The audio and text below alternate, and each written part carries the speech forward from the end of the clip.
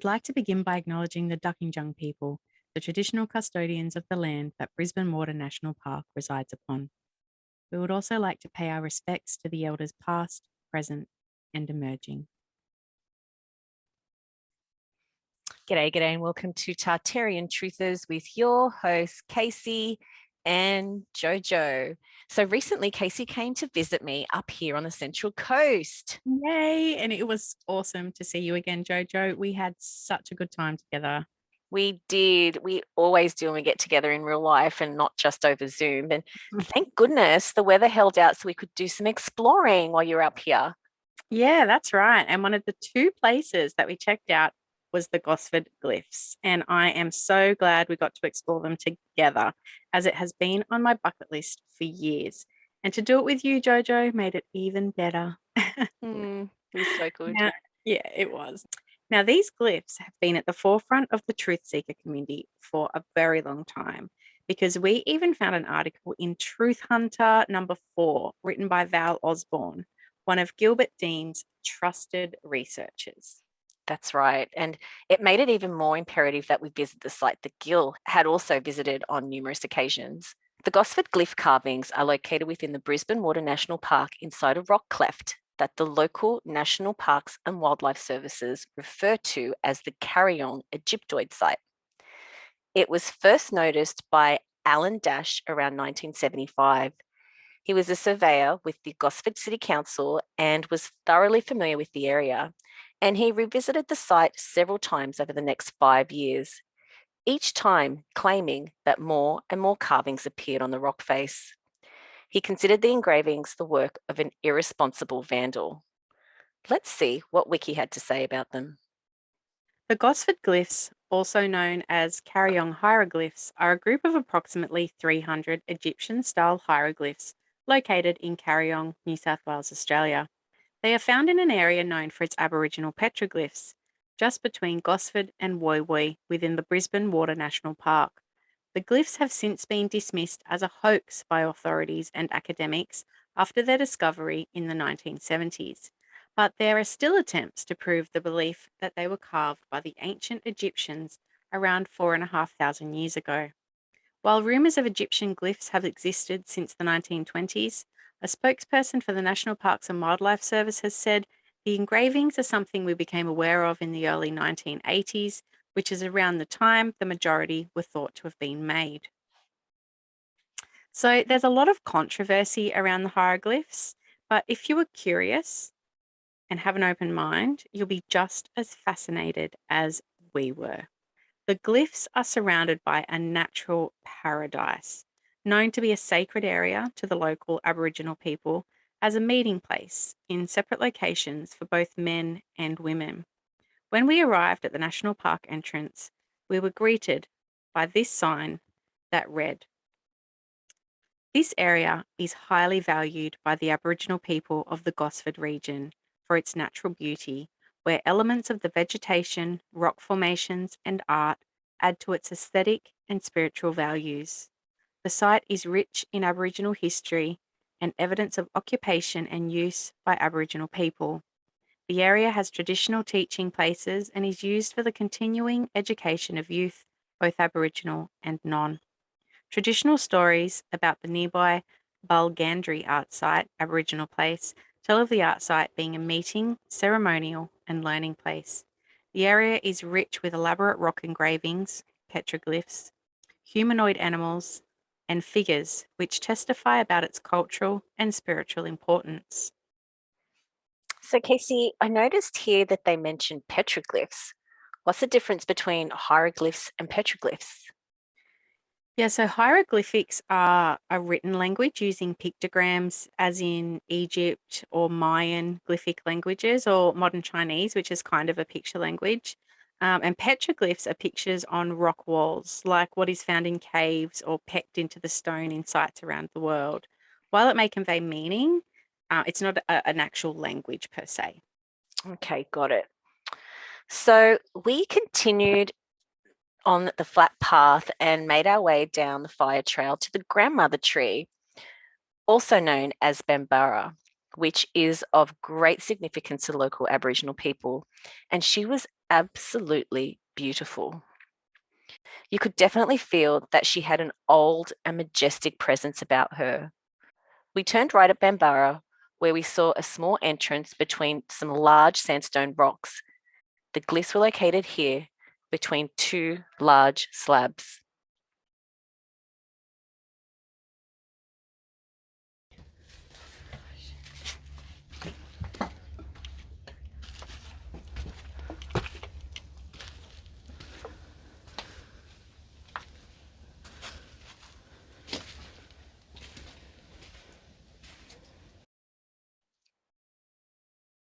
Apparently, the glyphs have been part of the local folklore for about a century, and at different times they've been discovered, lost again, and then rediscovered.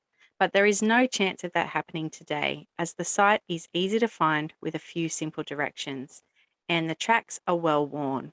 And although we were the only ones there on arrival, not long after, we were joined by Dan, who just happened to be checking out the glyphs for the first time too, on a road trip all the way from Victoria. Anyway, after chatting for a while, we discovered that Dan is actually a fan of Tartarian truthers. So we had a bit of a laugh about that. What a coincidence. So we took a selfie together, and then Dan joined us on the walk back to the car park. But it was lovely chatting with you, Dan. And thanks so much for taking some pics of us with the grandmother tree on our way back out to You Are a Champion. He sure was. It was great meeting a like minded soul at such an amazing location. And for him to be a fan who even knew our names, it was such a blowout, wasn't it? It really was. Hey, too funny. Okay. So you might remember from our Pyramids of Australia episode that we mentioned the many out of place artifacts here in Australia. And we believe that Australia in the distant past was visited by ancient explorers such as the Egyptian, Phoenician, Greek, and even the Chinese, as well as the more commonly discussed Spanish, Portuguese, and Dutch. But it is actually claimed that many of these explorers came here in the search of gold and other precious minerals, and that many of these visitors have left their mark. Just like the Gympie Pyramid, the Gosford hieroglyphs are claimed by some to be one of these ancient sites. What was your sense of the site, Jojo? I guess my feeling at the site was one of peace, and I was genuinely awestruck. Like, obviously, I'm not an Egyptologist, but I did get the sense of being at an ancient site. The rock formations and the carvings were impressive to say the least. Yeah, me too. I felt the same way. There was definitely an ancient, yet also like very serene presence. Mm-hmm. So it just made me wonder even more, why is it that so many of these so-called scholars have debunked the Gosford glyphs, simply deeming them irrelevant and fake imitations? So, Casey, there are several theories about who wrote the hieroglyphs. The first one is that ancient explorers from Egypt carved the symbols after they were stranded and their captain was killed by snake bites. Another is that a veteran from World War One that learned the style of writing while stationed in Egypt, and once back in Australia, he settled on a farm nearby and carved the glyphs in his spare time. The third theory is that university students camped in the area for some time and on repeated visits carved the symbols as a prank. And lastly, someone simply copied them straight out of an ancient Egyptian text. Okay. So out of all of those theories, I think the first one is probably the most legit. Mm-hmm. Because in all reality, why would a World War One vet do something like this in the middle of nowhere for shits and giggles? I mean, how did he learn to draw like this in the first place? He was in Egypt for a war. Do you really think he had the time to earn the art of glyphs while he was there? And in recent times, Jojo, it's actually been discovered that the Gosford glyphs were written in an archaic Egyptian style, which is quite different from Middle Egyptian, which most Egyptologists learn. But we will be delving into this a little more closely later on in the episode. Secondly, though, do you really think that this seems like the normal kind of a joke from uni students trekking into the bush repeatedly over and over again to etch intricate drawings into stone? I mean, it doesn't really sound like much fun, to be honest. Mm-mm. And that last theory that someone copied them straight from an ancient Egyptian text doesn't hold much credibility either, because why, right? I mean, and why wouldn't you just now admit to it this far down the track? You know what I mean? Like, it could be your claim to fame. Mm-hmm.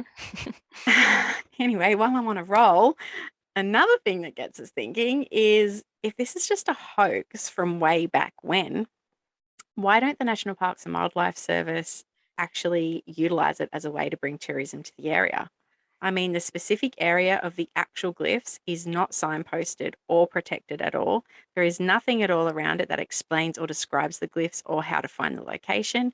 And Dan, the lovely guy who we met there, even stopped for coffee on his way to find the glyphs and asked some locals about where to find them. And they didn't even know what he was talking about. They didn't even know that they existed. I know, that is so strange, huh? I just assume that everyone in this area would know about the glyphs. They're kind of infamous in our community. But anyway, back to the glyphs. Now, a lot of these carvings are deep set and noticeably old, although there have been obvious new additions that have been added over the years, as you can see here. But you can definitely tell the difference between the new and the old. Ah, always the dick and balls, guys. Why? But yes, you can tell the difference in age, and especially when you're looking at the lichen. The age of lichens growing on an exposed rock face can indicate when the rock was first uncovered, and apparently, archaeologists use lichen to date historic features. Lichens have helped date stone images on Easter Island, landslides, stone walls in England, and so called sea level changes. So it would be telling if the National Parks and Wildlife Service were really interested in learning the truth about this site to get the lichen on it dated, right? Yeah, you'd think so. But obviously, no one in power actually cares about this site because it throws a huge spanner in the works when it comes to Australia's mainstream historical narrative, doesn't it? Therefore, just like all the other out of place artifacts in Australia, it is debunked and called a hoax. Exactly. But from doing some research, we've learnt that these glyphs are actually telling us a very tragic yet extraordinarily important story. A few years ago, I became a little obsessed with anomalies in Australia, and the Gosford Glyphs was a bit of a favourite one of mine. And whilst researching it, I came across a series of videos from the Kemet School of Ancient Mysticism in Egypt. In these videos, Muhammad Ibrahim, a hieroglyphics expert, and the Kemet School co-director, Yusuf Abdel Hakim Awan, who has also studied ancient Egyptian hieroglyphs his entire life, present their findings after months of tireless research and deciphering of the glyphs. And for those interested, we will put the link to these videos in the description below. So, when Casey told me of these videos, we decided to watch them again so we could share with you what it was that these glyphs were trying to convey to us. And it was nothing short of astounding. So, it started with Yusuf's American wife and a colleague traveling to Australia to see and document the glyphs themselves. Once in Gosford, they met up with an original elder and custodian of the women's law of the area. We won't mention the elder's name as she has sadly since passed, but they were also accompanied by a local woman who had been entrusted with the gift of wisdom of the Wale traditional law, given to her by a direct bloodline to country, descendant of the Seven Sisters Star Law, the ancient matrilineal culture of traditions, law and customs of the bird tribes of Australia. These women, along with Evan Strong, who with his father Stephen has done a lot of research into the site, all visited the glyphs together. After spending the day exploring the area and speaking to the local custodians of the land and hearing their stories of the local area, the detailed photos and video footage of the glyphs were sent back to Yusuf and Muhammad at the Kemet School, and they set to work. And this is when it gets juicy.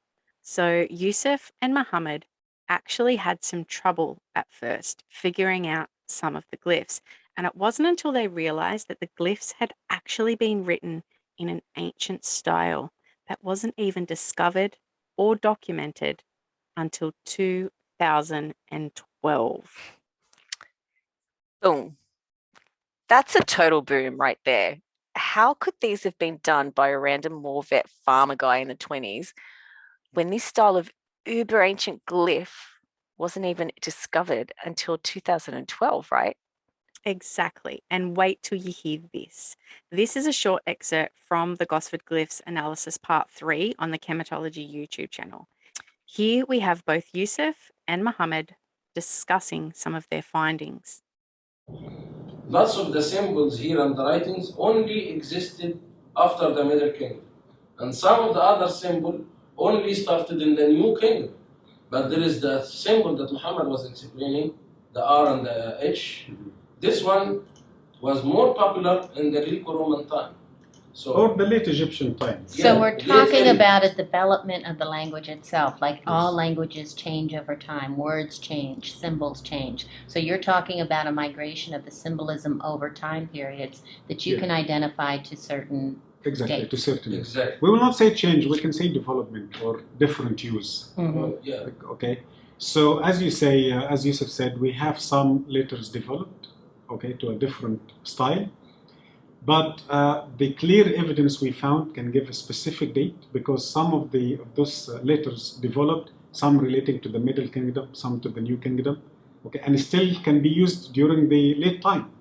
But that specific detail we found, this sign we can see on the screen. The one that was over Tefnut. Yes, exactly, from Komombo Temple. That Komombo, for people who don't know, that it is what we call it Greco-Roman building. It was built by the Egyptians, but during the Greco-Roman time in Egypt. So it has the influence maybe, or the language slightly maybe changed a little bit. So this symbol, it means with, and we have the original symbol from the Old Kingdom time, means Hina, is the original of this symbol. So this symbol is changed during the Greco-Roman time. So we can say now that the Gosford Glyphs written around the late kingdom, end of the late kingdom, beginning of the Greco-Roman time. Like we can give it a timeline Of about 500 BC. about 500 BC. Wow, 500 BC? That is insane. My mind was blown when I heard this for the first time, that it's even older than what we had expected. Yeah, I know, me too. It's crazy. So we know that these experts believe these glyphs are bloody old, right? Like really old. But we all really want to know what they mean, don't we? So let's take a look now. This may look like gobbledygook to you, and it did to us too, but the 3-part analysis series from these guys on the glyphs goes for well over 2 hours all up.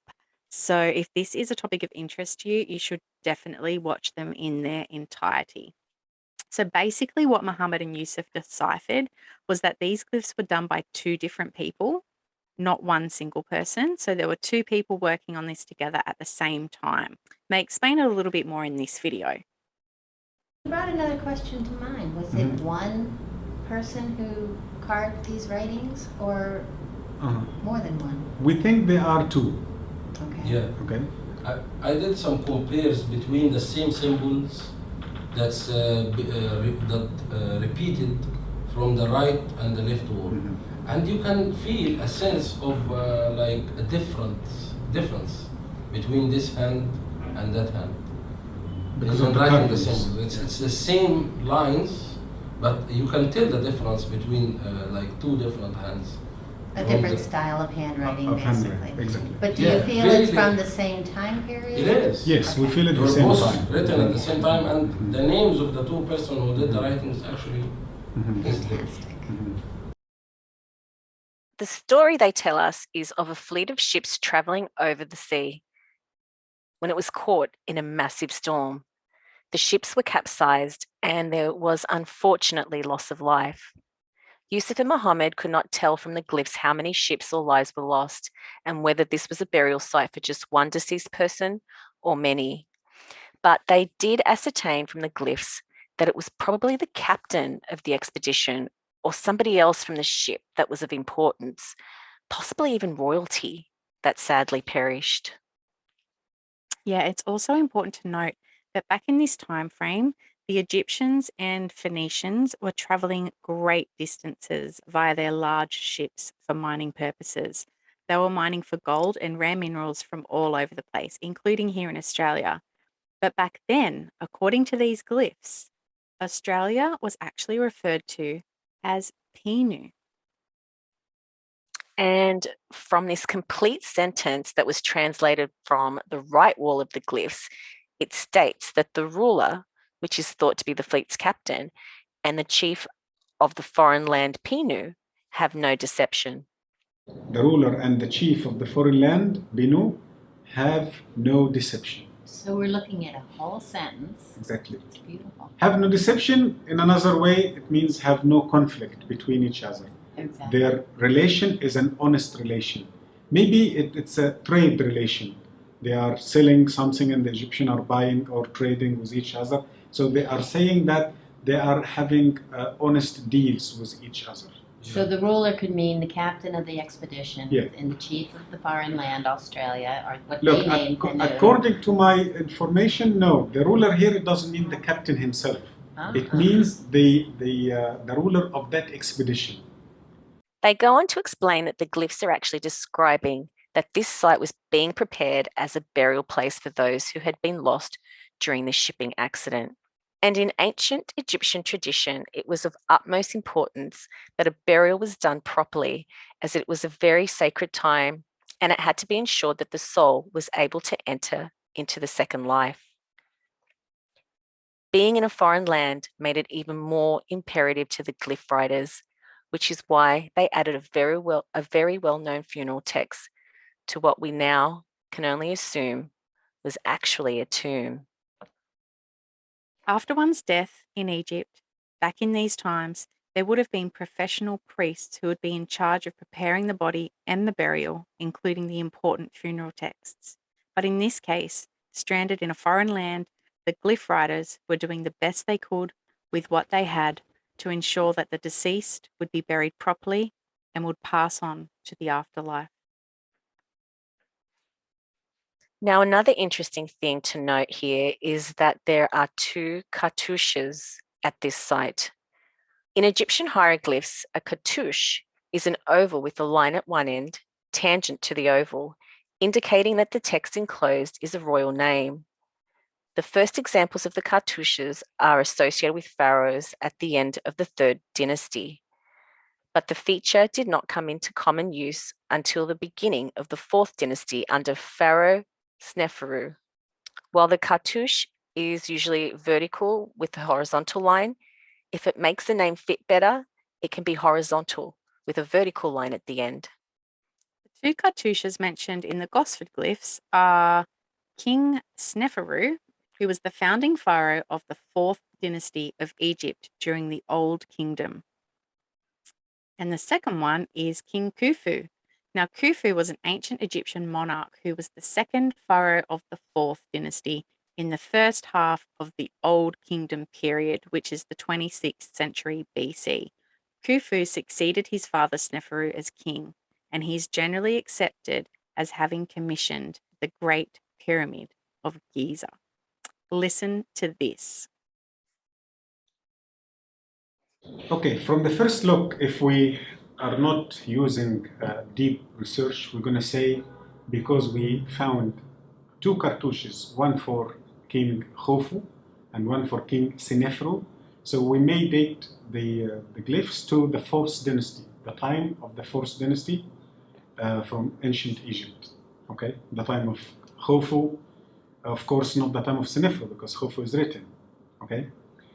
But if we understand that Khufu, especially Khufu, his name was lasted till the 26th dynasty, the end of the Egyptian, almost the end of the ancient Egyptian time. You're saying that you had seen his name written Exactly. over and over again up until the 20th. Not only his name, but the only statue we found for King Khufu, the only statue having his name, is made by someone from the 26th dynasty. So if you visit the Egyptian Museum in Cairo, the Old Kingdom section, you're going to see a statue with the label saying King Khufu or Cheops. That statue was found was found from the time, or it was made from the time of the 26th dynasty. That's true. We believe that this connection existed, and it was strong. That it was not just one journey, and this is the documentation of it. No, there used to be many journeys, and we believe this could be one of the last, if not the last one. When this accident happened, probably the ships didn't return back, so that nobody bothered to send any more. And plus, if we did it right, around 500 BC. What then dynasty also, is that?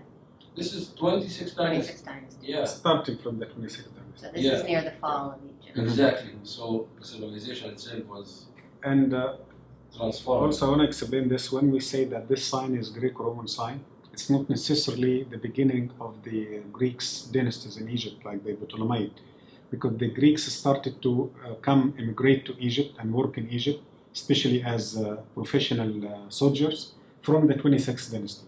We talked about this man Muhammad before, and we believe that this was the end of it, not the beginning. Right. That it started The long end of time the ago. connection. And that's because we find lots of things in the two civilizations that's connected, and we'll be showing this in the. Well, this is one of the things that the original elder had spoken to Beatrice and I about. One of the stories she was told by the ancestors is that the survivor, she was told there was one survivor who stayed and was taken in or adopted by the local tribe, took a wife, and then made his life there in Australia. That was the story she shared. However, this story has been passed down. So. The depictions that shows boomerangs here in Egypt, they go back to the old kingdom, and we got photos of this. And we see many connections that take Egypt and The most Australia famous connections item back. between Egypt and Australia is the boomerang. Absolutely. Yeah. But there are many items that have been found in Australia that date much further back. So we're only looking at a small piece of evidence that there was a connection between these two ancient civilizations. Wow, how incredible is that? To think that this was possibly the last expedition before the fall of Egypt back in the 26th dynasty, 500 BC. No wonder they prefer to just ignore this site and call it a hoax. Yeah, and to hear that this story, or at least some of it, had been passed down in the oral history of the local First Nations people, it's just absolutely amazing. It really is. And another thing we found interesting was learning what this mushroom glyph meant. Honestly, I thought perhaps it was a more recent pecking done by a local shroomer, but it actually has a really important meaning. Okay. Also, one of the pictures I'd like to explain about the title Khufu again, that there is one of the symbol here, like the chisel symbol or the mushroom symbol. This symbol means minkhet. It means friends. They are the friends of Khufu. So it could be again title, or the certain type of sailors or workers had used this title to name their group, and they call it Minkhet Khufu, Friends of Khufu. Okay. So again, it's not a must to date the place to King Khufu or Snefer. I see this. Friends of Khufu, that's pretty cool. It is. But one last word from Yusuf and Muhammad, JoJo, that is even cooler. Listen to this. This is one of the pictures depicted in a wall. It was made out from mud brick. That wall or that tomb belonged to the beginning of the Egyptian history. The first according to the timeline, it could be more ancient, but according to the timeline, this is the first dynasty around 3200 BC. This was found in Al-Qom al-Ahmar from the time period we call it Makkada, north of Luxor, very close to Luxor. And it shows group of boats sailing in different directions maybe, but according to our studies that we could identify that this is the world map, as you can see it. And we identify that The light color, this is the continent, and the darker color, this is the water or sea. Okay, so people could identify that this is in the middle, this is Egypt. Okay, the different shape of the boat means Egypt, because maybe Egypt is the leader leading them somewhere from the beginning of history. Some people used to explain this as immigration from Atlanta or to Atlanta or something like this. They try to relate this with Atlantis, but we have no proof for this. Okay. So if we agree that the lower part is Africa, the north part is Europe, and this map is not giving the North and the South America to the left side. They make it to the right side, and both in a horizontal line, as you can see. Okay? And the surprise, in the far east southern side, we can see a small continent with someone holding a boomerang stick. You see it? And it's an island. And it's an island, big island, which is Australia, according to our knowledge. So we think this is the first representation of Australia, or the oldest representation we have for Australia. We still have half of this map, right, Mohammed? In the Egyptian Museum, we have the left half of this map. Unfortunately, I don't know what happened to the second right half. That's what I'm looking for. Probably Great Britain. Maybe still in the tomb or in another place. But according to my knowledge, because I show people many times, I show them the first left half of this map. And easily. Also, another thing that makes sense, the shape of all the civilizations here look like they had boats and everybody was traveling. Mm-hmm. And of course, to make a map, that means you traveled a lot so you can create a map. Absolutely. And nobody can Google it online back then. How do you know they have horses in America? The dark mode, which is relating to Egypt, looking exactly like the pre-dynastic boats. Mm-hmm. Exactly the same with the higher edge that's in the back, and the style of the pre-dynastic boats, which also dates the map itself, again, far away from the location. This type of boat is exactly the same like the ones depicted on the stones in Silsila and on other sites that, like the ones in the Nubian Museum. At the museum, yes. Yeah. So with a map like this existing, showing that the ancient world was connected. Speaks volumes. That is very cool to see Australia depicted in an ancient context like that. It really throws the whole Captain Cook timeline out the window, huh? It really does. But what an absolutely awe-inspiring sight, JoJo. I mean, I feel quite honoured that we were able to visit this place of important ancient history. But at the same time, I feel kind of sad that it's not getting the proper exposure that it deserves. And as Yusuf says at the end of the entirety of the analysis videos, he feels that this site really should have some proper satellite archaeology done on it so that it can be studied and preserved properly. I agree, Casey. But unfortunately, I don't think that will happen anytime soon.